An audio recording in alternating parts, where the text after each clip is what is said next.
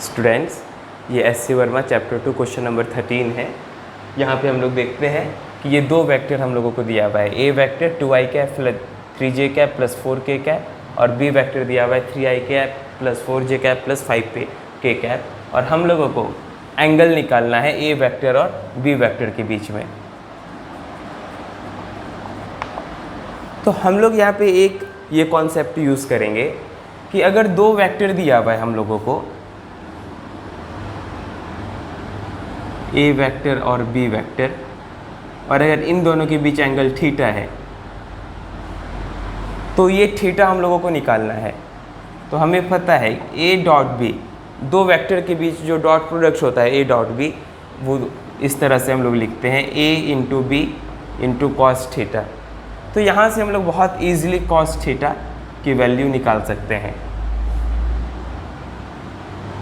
तो cos theta is equal to A dot B, और यहाँ ए बी ये मल्टीप्लाई में है कॉस थीटा से, इस तरफ भेजेंगे तो ये डिवाइड में ए बी हो गया, तो ये हो गया। तब इस तरह से हम लोग यहाँ पे ये निकाल लेंगे दोनों वेक्टर के बीच एंगल।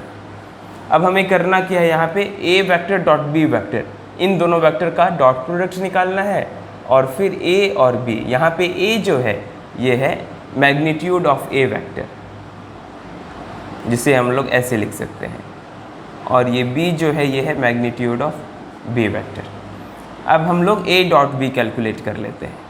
a डॉट बी ये क्या हो जाएगा, अगर दो वेक्टर हम लोगों को दिया हुआ है और उसका डॉट प्रोडक्ट निकालना है तो हम लोग इस तरीके से निकालते हैं, x1 x2 plus y1 y2 plus z1 z2। तो x कंपोनेंट को, दोनों वेक्टर के x कंपोनेंट को मल्टीप्लाई कर देना है। तो यहाँ पे इस वेक्टर का x कंपोनेंट 2 है, इस वेक्टर का x कंपोनेंट 3 है, तो 2 multiply 3 plus y1 y2 3 multiply 4 plus z1 z2 4 multiply 5, ये हो जाएगा 6 प्लस 12 प्लस 20, जो कि हो जाता है 38। अब हम लोग a निकाल लेते हैं। a मतलब कि मैग्नीट्यूड ऑफ a वेक्टर, जो कि इस तरह से दिया जाता है square root X square plus Y square plus Z square. तो स्क्वायर रूट 2 का स्क्वायर प्लस 3 का स्क्वायर प्लस 4 का स्क्वायर। तो स्क्वायर 2 का स्क्वायर 4 प्लस 3 का स्क्वायर 9 प्लस 4 का स्क्वायर 16, 16 प्लस 9 25 प्लस 4 29। और सिमिलरली हम लोग b निकाल लेंगे, मैग्नीट्यूड ऑफ b वेक्टर, ये भी हो जाएगा X square plus Y square plus Z square, which means 3 square plus 4 square plus 5 square 9 plus 16 plus 25, ये square root 50. Now we will calculate the angle between the two vectors, which is cos theta.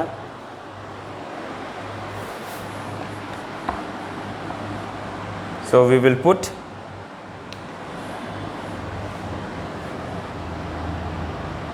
the value a dot b is equal to 38 divided by a square root 29